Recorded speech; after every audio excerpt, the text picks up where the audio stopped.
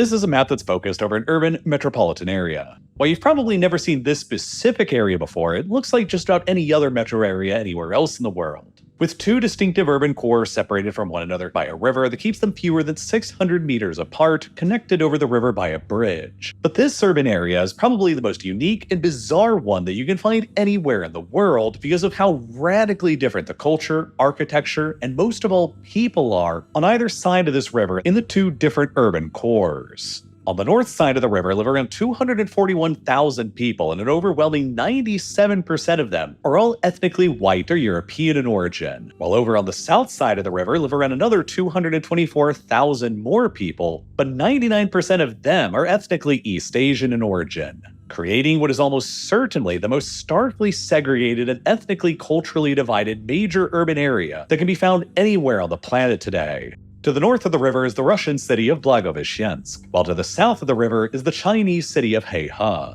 There are a handful of other major urban areas in the world like this that are divided between two different countries. There's Detroit and Windsor divided between the US and Canada, while on the other side of the border there's San Diego and Tijuana, and El Paso and Juarez divided between the US and Mexico. In Europe, the closest comparison to this would be Copenhagen and Malmö in Denmark and Sweden, separated by the Öresund but connected by bridge. While in Africa, there's Kinshasa and Brazzaville between the DRC and the Republic of the Congo, and on the island of Cyprus, the island's biggest city, Nicosia, is militarily divided between the Republic of Cyprus and the mostly unrecognized Turkish Republic of Northern Cyprus. However, crossing between any of these urban areas from one side to the other does not involve anywhere near as stark of a change in people, culture, history, and architecture as the crossing between Blagoveshchensk and Heihe over the Amur River involves. The Amur River itself, despite being almost completely unknown in the Western world, is the 10th longest river on the planet and runs for longer than the Indus does. Part of why it's probably so little known in the rest of the world is because for almost its entire length, it runs through some of the most sparsely populated empty land on the planet across the harsh, inhospitable frontier between China and Russia.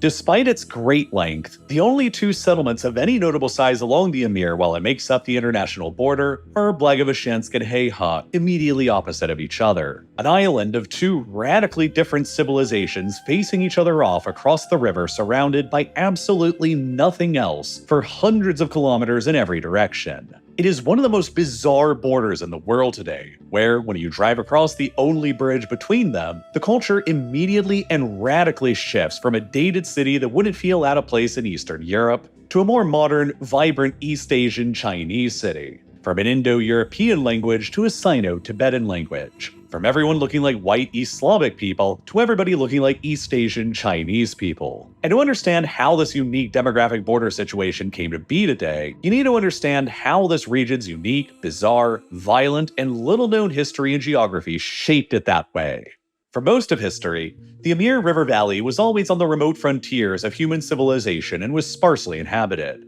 The indigenous people who lived in the modern-day area of Blagoveshchensk and Heihe were known as the Duchers. But they only numbered around 14,000 total people in the 1650s when the region began simultaneously coming under the influence of the Qing dynasty in China and the Tsardom of Russia. Explorers and settlers coming from both empires began clashing with each other in the undefined boundaries of the region. But neither side put a great deal of effort into the conflict due to the geographic limitations of the Amur River itself. Even though it is the 10th longest river in the world, it forms an incredibly poor navigable link from the interior to the Pacific Ocean. It freezes over for half of the year, and then even during the other half of the year when it's flowing, it's chock full of tiny islands and sandbars that make navigating through it extremely difficult. Nonetheless, small-scale conflict between the Russians and Chinese at the frontiers of their growing empires continued in the region for decades, until they came together to properly define their borders in 1689 with the Treaty of Nerchinsk. The first treaty between the Russians and Chinese in history that notably gave nearly all of the land in the entire Amur River Valley to the Qing, including modern-day Blagoveshchensk. This whole area between the Amur and Ussuri rivers in the south and the settled border in the north, all under the Qing's administration, came to be called by them as Outer Manchuria, and it basically remained a sparsely populated backwater of their empire with not much really going on for the next 1.5 centuries. However, by the time of the mid-19th century, the Qing Empire was beginning to crumble, beset by multiple foundation-shattering crises. Britain's decisive defeat of the Qing during the First Opium War by 1842 led to the Qing being forced into ceding away their control of Hong Kong. While in the 1850s, an enormous rebellion exploded across China that threw the entire country into a catastrophic civil war. The 14-year-long Taiping Rebellion, as it would come to be called, would prove to become the bloodiest civil war ever fought in human history, and the biggest conflict of the whole 19th century worldwide, killing around the same number of people as the whole First World War, but all entirely contained just within China, which severely shook the foundations of the Qing state. As the Qing were distracted by the scale of the rebellion, the British and French attacked the Qing again at the same time in 1856, sparking the Second Opium War. And then, smelling blood in the water, the Russians lined up tens of thousands of soldiers along the 1689 Treaty of Nershinsk border, and once it became clear that China was losing against Britain and France, the Russians threatened to invade and trigger a third war for the Qing state to have to worry about. Without the resources to fight back, the Qing, under enormous duress, signed the 1858 Treaty of Agen, ceding away all of their land to the north of the Amur River over to Russia. And then 2 years later, in 1860, after the British and French defeated the Qing again, they forced the Qing into ceding away all of their land to the east of the Amur and Ussuri rivers as well, essentially establishing the modern-day border between Russia and China that blocked China off from having any direct access to the Sea of Japan. With these two treaties, the Qing were forced into ceding away more than 600,000 square kilometers of land in outer Manchuria to Russia,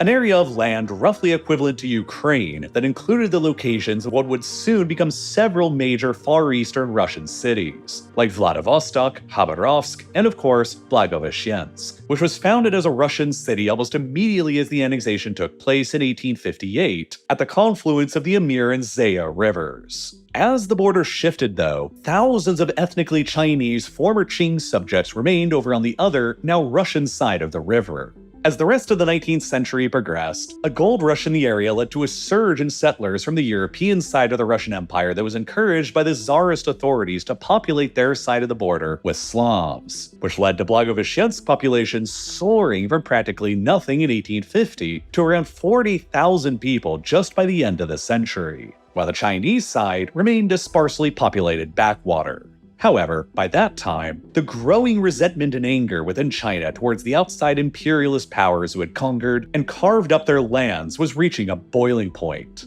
By this time, the Russians had forcibly overrun outer Manchuria, the British had forcibly taken over Hong Kong, the French had booted out all Chinese influence from Vietnam, and most recently the Japanese had forcibly kicked Chinese influence out of Korea and taken over Taiwan. All of these decades of humiliations and territorial setbacks in China eventually culminated with the explosion of the Boxer Rebellion in northern China in 1899. An uprising that involved hundreds of thousands of armed and pissed-off Chinese peasants who sought to drive foreign influence out of the country and reverse the previous decades of territorial losses, humiliations, and defeats. The Boxer Rebellion greatly alarmed the Russians and exacerbated their long-held anxieties over their much smaller population than the Chinese, in the lands they effectively stole from China only 40 years previously. There was always a fear among the Russian settlers in the region that the far more demographically numerous Chinese would eventually come back around to try and reclaim these lands. And that anxiety reached a fever pitch over the summer of 1900, when the Boxer militias and the Qing Imperial Army moved north and began attacking Russian communities along the Amur River, culminating with their artillery shelling of Blagoveshchensk itself in July of 1900. The thousands of ethnically Chinese former Qing subjects within the city at the time still numbered between 1/6 and 1/2 of the total population, and the local Russian government began viewing them all as a disloyal fifth column in the chaos. So, on the 3rd of July in 1900, the Russian military governor of Blagoveshchensk issued the order that the city's entire population of ethnically Chinese residents were to be forcibly deported over to China. But the only way to deport them into China was by pushing them over to the other side of the Amur River. And the problem at the time was that shipping along the river was non-existent during the conflict, while boats were in extreme short supply as well. Unbothered by these details, however, the Russian authorities rounded up all of the thousands of Chinese residents in the city, took them down to the banks of the Amur River, and, at gunpoint, ordered them all to swim across the river over to China or be shot. What followed was one of the most catastrophic and lesser-known massacres in all of modern history. Thousands of the city's Chinese residents were driven into the powerful river and drowned during their doomed effort to cross it, while those who refused were shot, bayoneted, or axed to death right then and there on the shore by the Russian police and the Cossacks. Very few of them managed to successfully make it over to China on the other side. And by the end of the whole brutal ordeal, 4 days later, as many as 5,000 of Blagoveshchensk's ethnically Chinese population had been ruthlessly massacred, resulting in the almost complete ethnic cleansing of the city's entire Chinese community. This was the incredibly violent incident that established the formerly diverse northern side of the Amur River in Blagoveshchensk as an overwhelmingly Russian, East Slav, white community instead that has persisted to this day. The Boxer Rebellion was eventually crushed, and then the two communities separated from each other by the Amur River steadily began evolving in almost complete isolation from each other, with the Chinese side still remaining very sparsely populated and the Russian side continuing to grow due to the nearby gold rush. But both Russia and China would soon enter into periods of enormous calamity that would shape the demographic trajectories of this region even further. The Qing Empire collapsed shortly after the Boxer Rebellion in 1912, while the Russian Empire collapsed not that much longer afterwards in 1917, leading to huge periods of upheaval and strife in both countries that lasted for decades into the 1940s, that saw the population of Blagoveshchensk plummet and the development on either side of the border essentially stalling, freezing the new demographic realities following the ethnic cleansing of 1900 in place. Eventually, the Soviet Union emerged as a united and stabilized state by 1945, while the People's Republic of China emerged as a mostly united and stabilized state by 1949, beginning a new era of suddenly friendly relations between the world's two largest communist states. While the Chinese community in Blagoveshchensk on the Russian side of the border was almost completely annihilated in 1900, there was also a relatively large Russian population that had been established over on the Chinese side of the border as well, with more than 100,000 ethnic Russians who lived across Manchuria at the time, who were largely descendants of railway workers and white emigres who had been there for decades. The friendly relations between the Soviet Union and Communist China in the 1950s led to the Soviet Union announcing a right of return for all of these Russians in Manchuria in 1954, which led to virtually all of the Manchurian Russians repatriating themselves to the Soviet Union by 1962, similarly solidifying the overwhelming Chinese demographic on the southern side of the Amur River in the process. Despite this era of warm relations, however, no bridges or other infrastructure links were ever built across the Amur River connecting China to the Soviet Union over it directly, which limited contact between both sides of the river and continued leading to both sides evolving in separate demographic directions. And as it turned out, this historically unique era of friendly relations between Russia and China was not destined to last for very long, and the two would return back to their historic animosity very quickly. In the 1960s, the Soviet and Chinese relationship rapidly deteriorated over their differing interpretations of Marxism, which led to the border between Blagoveshchensk and China being sealed off in 1960, along with the entire Sino-Soviet border getting sealed off only a couple years later in 1962. A few years later, in 1969, hundreds of Chinese and Soviet soldiers were killed fighting against each other over a series of border disputes further downstream the Amur River, as Mao Zedong began referring to the 1858 Treaty of Aigun and the 1860 Treaty of Peking as unequal treaties that had resulted from Russian imperialism and colonialism, reviving the same kind of latent anxieties and fears within the Russians over China's demographic superiority in the region and their potential long-term intentions on retaking what had used to be Chinese territory across outer Manchuria. Because of this conflict and the return of these old anxieties, the border between the Soviet Union and China, and by extension between Blagoveshchensk and China, remained completely sealed off and highly militarized for nearly 30 years between 1960 and 1989. Once again keeping the two sides of the river hermetically sealed off from one another for political reasons on top of geographic reasons, continuing the century-plus-long trend now of the two sides' demographies developing in almost complete isolation, despite them being located so nearby to one another. By 1980, China was being led by Deng Xiaoping, and he was beginning to lead the country in a different, more open direction. As a part of his plan to pave the way toward a broader reopening with the outside world and the Soviet Union, Deng oversaw the founding of the city of Heihe directly opposite of Blagoveshchensk in 1980 to encourage development in what had always been a remote frontier region of the country. By 1989, relations between China and the Soviets had warmed back up enough that the two sides finally agreed to reopen their border again, and Heihe's strategic location as the only built-up urban area along the entire border region on the Chinese side made it an invaluable logistics center for the reopening of Sino-Soviet trade. Following the Soviet Union's collapse only a couple of years later in 1991 and the establishment of the new Russian Federation in its place, trade between Blagoveshchensk and Heihe finally began really booming, as Russian merchants began taking advantage of the significantly cheaper goods immediately across the border. A sort of regional economic boom began and Heihe's population finally began surging, growing to more than 110,000 residents by the end of the decade in 2000. Compared to around 219,000 residents who were at that time across the river in Blagoveshchensk. But there still didn't exist any direct physical infrastructure links between the two cities despite their geographic proximity.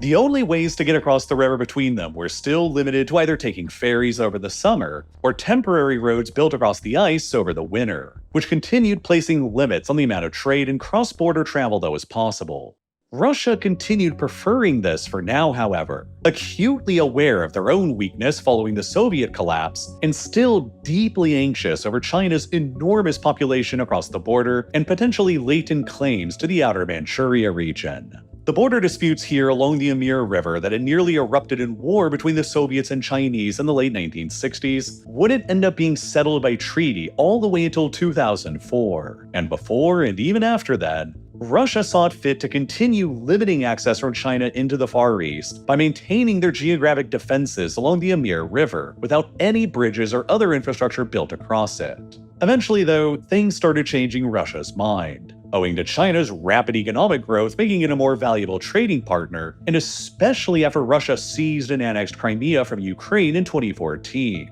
That led to a deluge of sanctions against them by the Western world, beginning the modern era of sharp confrontation between Russia and the West. The Russians began seeing pivoting away from Europe towards China as increasingly within their own national interest, and that paved the way for the two sides to finally agree on building a bridge between Blagoveshchensk and Heihe across the Amur River in 2016. Built over the next 4 years at a cost of $342 million and stretching for 1 kilometer, the first ever bridge connecting the two cities with one another directly year-round was finally completed only in early 2020. But its formal opening was almost immediately delayed because of the onset of the COVID-19 pandemic shortly afterwards. Eventually, over the summer of 2022, shortly after Russia invaded Ukraine, the bridge was finally open to freight traffic, which dramatically reduced the travel distance of trucked Chinese goods to European Russia by around 1,500 kilometers, further solidifying Heihe and Blagoveshchensk's importance to the overall Sino-Russian relationship.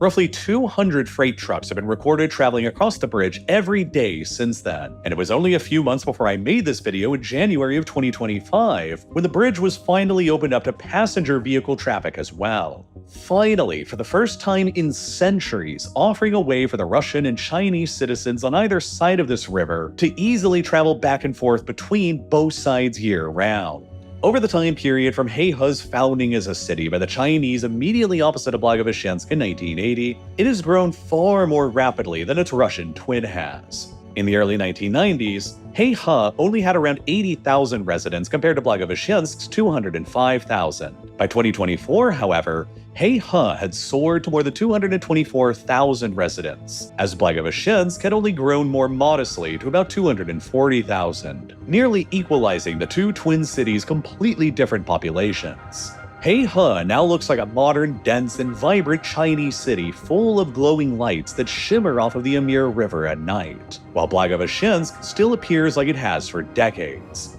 essentially like any other drab post-Soviet city in Eastern Europe. The scale of this growth over on the Chinese side of the river can be clearly illustrated by these series of photographs showing the border between Blagoveshchensk and China back in 1969, and then the same location from just a few years ago in the 21st century. In a way, the extraordinary growth that has taken place in Heihe over the past few decades is a sort of microcosm of Russia's centuries-old anxieties and fears along their entire border with China in the Far East. Today, The entire enormous region of the Far East in Russia makes up about 40% of the entire country's land and is roughly double the geographic size of India. And yet it is all home to fewer than just 8 million people, about the same number of people as live in tiny little Hong Kong. To make matters even worse, the Far East has been seeing a massive long-term crash in its population since the collapse of the Soviet Union, owing to huge outmigration to the European part of Russia, aging demographics, and low birth rates. When the USSR collapsed in 1991, the Far East had an all-time high population of nearly 10.4 million people. But since then, it has dwindled down to fewer than 7.9 million people remaining there today, a net loss of about 24%. Meanwhile, the Heilongjiang province alone in China's far northeast, immediately across from the border, is home to nearly 32 million people, while the whole region of Manchuria within China today is home to more than 107 million people. The former region of Outer Manchuria, meanwhile, that the Russians effectively forced from China in the 19th century that includes Blagoveshchensk, is only home to about 4.5 million people today, a staggering population imbalance relative to Chinese Manchuria of about 24-1. The scale of this population imbalance between the two sides of the Amur River today can be clearly viewed in satellite images like this one, taken further downstream the river from Blagoveshchensk, showing substantially more development on the Chinese side of the river than the Russian side. No matter how close Russia and China may grow politically in the short term, in the long term, Russia will always remain extremely anxious over this huge demographic imbalance and the region's troubled history. There is a conceivable future when at some point, perhaps after China settles its more pressing disputes with Taiwan and the South China Sea first, that Beijing eventually returns its attention back to Outer Manchuria again. With the legacies of the unequal treaties Russia forced upon China when it was weak in 1858 and 1860. The Russian perpetrated massacres and ethnic cleansing of the Chinese population in this territory in 1900. And the border fighting here in the late 1960s that killed hundreds of Chinese soldiers. If Russia grows further weakened by its own war still raging in Ukraine, might China one day sense an opportunity to address these historical grievances in the region sooner rather than later? Only time will tell, but for now, the balance between Russia and China is continuing to hold steady, as the governments of both countries continue seeing it to be more pragmatic to cooperate against their shared mutual rival, the United States, who stands in the way of both of their more pressing geopolitical objectives in Ukraine and Taiwan, respectively. And so, the most ethnically segregated large urban area in the world continues to remain as it is between Blagoveshchensk and Heihe along their border. A bizarre modern result of geography and history that has created what is perhaps the most visibly sharp border crossing anywhere in the world today, where simply driving over a bridge from one side of town to the other takes you from one universe into a completely different one, seemingly teleporting you from urban Eastern Europe to urban China within only minutes. Meanwhile, in the United States, one of the most concerning things about living here is that there are pretty weak data privacy laws and a ton of personal data that gets put out into the public record, frequently by local, state, and federal governments themselves. It's always been like that here, but it wasn't really a huge problem before the advent of the internet. But these days, it means that people are able to turn a profit off of making it easier for other people to get your personal information, and they do. They're called people sites. If you ever want to see for yourself, just search your name and address or phone number, and you'll probably come across a bunch of these sites that list at least some of your personal information. But you also have the power to change this. You have the legal right to request that your personal data is removed from each and every one of these sites. The biggest problem with that is that it takes forever to actually do it. They make it as hard as possible for you, and you have to do it individually over and over again for every single one of the endless sites that have it. But that's a problem that this video's sponsor Incogni fixes. They'll do this entire process for you on your behalf. They constantly search through the internet for any of your personal data that's out there, and they'll go through the whole process of taking it all down, including handling any and all rejections. Letting Incogni handle all of this is not only great for your peace of mind, but it can also really help cut down on obnoxious spam calls and emails, since it's these very same services that sell your data in bulk. I've been an actual customer of Incogni for years now, so I know that it really works, and I've found the cost to be very well worth it. And it'll be even more worth it for you because Incogni is offering you 60% off of their annual plan when you click the button here on screen right now or follow the link that's down below in the description and use code RealLifeLore. It's a great way to help support my channel and the journalism that I'm trying to do here as well. And as always, thank you so much for watching.